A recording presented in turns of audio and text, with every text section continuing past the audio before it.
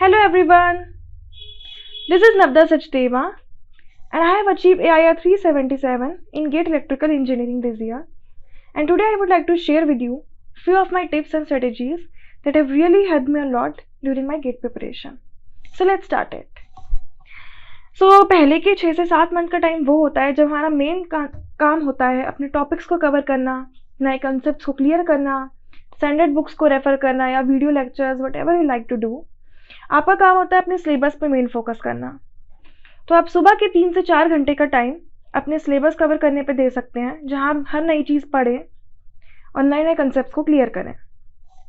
उसके बाद शाम के टाइम आपने जो भी दिन भर में पढ़ा है आप उसके प्रीवियस ईयर क्वेश्चन सॉल्व कीजिए, आप उसके क्वेश्चन बैंक सॉल्व कीजिए, शीट सॉल्व कीजिए, बट आप उस टॉपिक को जो भी आपने कवर किया उसको अप्लाई ज़रूर कीजिए ताकि आपको पता चल पाए कि आप उसको एप्लीकेशन कैसे रख सकते हैं.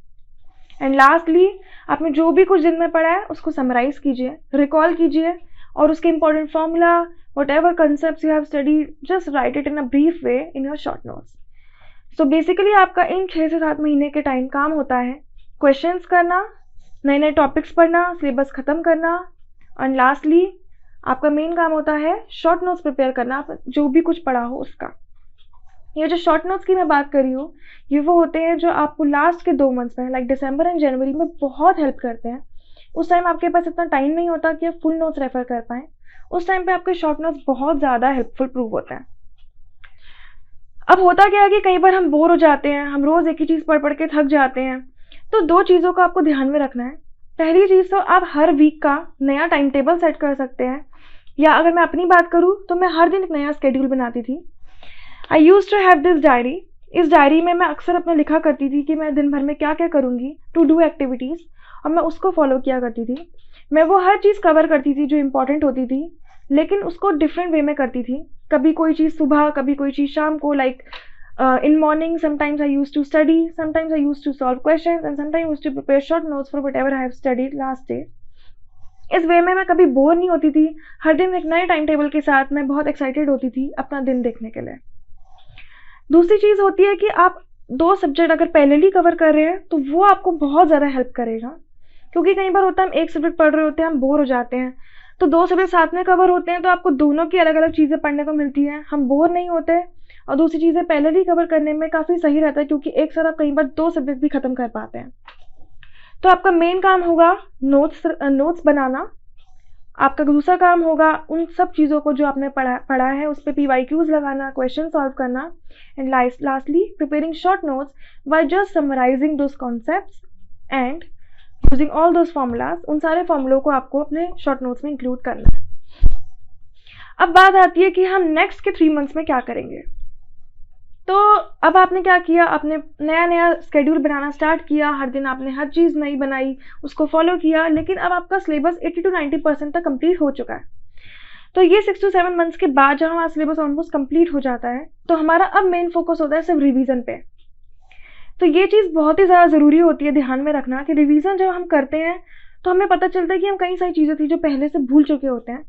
इससे जब आप नोट्स बना रहे होते हैं किसी भी सब्जेक्ट के, आपके लिए बहुत ज़रूरी होता है कि आप वीक के लास्ट के 2 दिन या मंथ के लास्ट के 2 दिन रिवीजन को ज़रूर दें, ताकि जो जो सब्जेक्ट आप ख़त्म करते जा रहे हैं आपका साथ साथ उसका रिवीजन भी होता चला जाए और आप कोई भी चीज़ भूलें ना. सो नेक्स्ट 3 मंथ्स में आपका काम है रिवीजन पे फोकस करना. आप हर दिन नया सब्जेक्ट रिवाइज करेंगे, जो भी आपने नोट्स बना रखे हैं उनको एक बार फिर से गो थ्रू करेंगे. And last very important thing is now you will start appearing in mock test. अब क्योंकि आप मॉक टेस्ट देना स्टार्ट करें, do not directly jump on full mocks, start from giving topic wise and subject wise mock test. सबसे पहले के जो 3 महीने होते हैं जब आप मॉक्स देना स्टार्ट करते हैं उस टाइम आपको टॉपिक वाइज और सब्जेक्ट वाइज टेस्ट देने हैं, ताकि आप हर सब्जेक्ट पे अच्छी कमांड ले लें, आप उनमें परफेक्ट हो जाएं और फिर आप फुल मॉक का सोचें. तो आपका काम होगा कि आप नए मॉक टेस्ट देना स्टार्ट करेंगे topic wise and subject wise, और साथ ही एक मिस्टेक्स नोटबुक बनाएंगे जिसमें आपने जो भी मिस्टेक्स करी होंगी आप वो इंक्लूड करेंगे, वो सारे कंसेप्ट्स जो आपके वीक होंगे आप वो इंक्लूड करेंगे, और इस तरह से आपकी मिस्टेक्स नोटबुक रेडी हो जाएगी. तो इन 3 मंथ्स में आपका 3 काम है. पहला revision, second appearing in topic wise and subject wise test, and thirdly preparing mistakes notebook जिसमें आपकी सारी मिस्टेक्स लिखी हुई होंगी. अब आपको सिर्फ मिस्टेक्स लिख के छोड़ नहीं देना है, आपको हर दिन हो सके तो आधा घंटा 1 घंटा उन मिस्टेक्स को याद भी करना है, ताकि अगले किसी भी टेस्ट में अपीयर होने से पहले आप वो गलतियां फिर कभी रिपीट ना करें। ना लास्ट स्टार्ट होता है लास्ट के 2 मंथ्स की बात करते हैं, जब हम आते हैं दिसंबर एंड जनवरी में। अब आप almost topic wise test, subject wise test सब खत्म कर चुके होते हैं। आपका काम होता है फुल मार्क्स में अपीयर होना। अब आप फुल मार्क्स देंगे, जहाँ पे आपका मेन पर्पस होगा कि अब आप लास्ट के 2 मंथ्स में सिर्फ अपने शॉर्ट नोट से पढ़ेंगे, क्योंकि फुल नोट से पढ़ने का अब हमारे पास टाइम नहीं बचता। आपका काम होगा आप शॉर्ट नोट से पढ़ेंगे, फुल मार्क्स में अपीयर होंगे, एंड लास्टली जो भी हमारे वीक कंसेप्ट होंगे उनके लिए हम अपने मेन नोट्स को रेफर करेंगे, क्योंकि वीक कंसेप्ट आपके शॉर्ट नोट से नहीं होंगे क्लियर, आपको उसके लिए मेन नोट्स रेफर करने ही होंगे। तो ये 3 मेरी स्ट्रेटेजीज थी जो मैंने आपको 3 अलग अलग मंथ्स के हिसाब से बताई हैं। पहले 6 से 7 महीने की, जहाँ पर काम है सिलेबस कवर करना, क्वेश्चन सॉल्व करना through PYQs and question bank, and lastly preparing short notes and doing revision on every weekend और every month and whatever you like to do. Next 3 months का काम है जब आप topic wise and subject wise test देंगे, जहाँ पे आपको एक मिस्टेक्स नोटबुक बनानी है, जहाँ पे आप अपनी सारी मिस्टेक्स लिखा करेंगे और साथ ही रिवीजन को स्टार्ट कर देंगे। एंड लास्ट के 2 मंथ्स का टाइम जब आप फुल मार्क्स में आएंगे, अपनी मिस्टेक्स कॉपी को अपना रिवाइज करते चलेंगे। इसके अलावा आपको जो भी आपके वीक टॉपिक्स हैं उनको मेन नोट से रेफर करना है और बाकी के सारे टॉपिक्स को शॉर्ट नोट से ही रेफर करना है, क्योंकि आप पूरे फुल नोट्स को पढ़ने का टाइम नहीं होगा।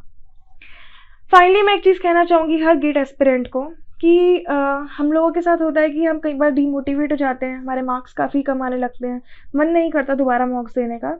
ये चीज़ सबके साथ होती है, लिटरली स्पीकिंग मेरे साथ भी बहुत बार हुई है।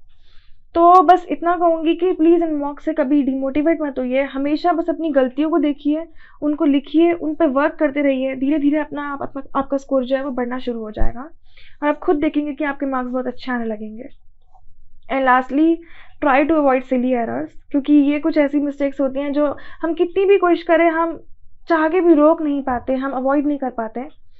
अगर मैं अपनी गेट एक्सपीरियंस के बारे में बताऊँ, जो मेरा इस साल का एक्सपीरियंस रहा पेपर का, मैं जब पेपर दे रही थी I was really very happy seeing the questions, क्योंकि मैं बहुत सारे क्वेश्चन बहुत जल्दी सॉल्व कर पा रही थी। बट पेपर से आने के बाद मुझे रियलाइज़ हुआ कि मैंने 2 क्वेश्चन में बहुत ही गंदी सिली एरर करी थी। एक क्वेश्चन था जहाँ पे हमको मैक्सिमम वैल्यू निकालनी थी and I found RMS value, जो कि बहुत ही गंदी मिस्टेक थी। और एक क्वेश्चन था जिसमें फ्रीक्वेंसी 40 हर्ट्ज थी, मैंने 50 हर्ट्ज रीड कर ली थी। तो ये 2 क्वेश्चन जो कि दोनों ही 2 मार्क्स के थे, मुझे कहीं ना कहीं लगा कि अगर ये मिस्टेक से मैं बच पाती तो maybe I would have scored under 200 AIR।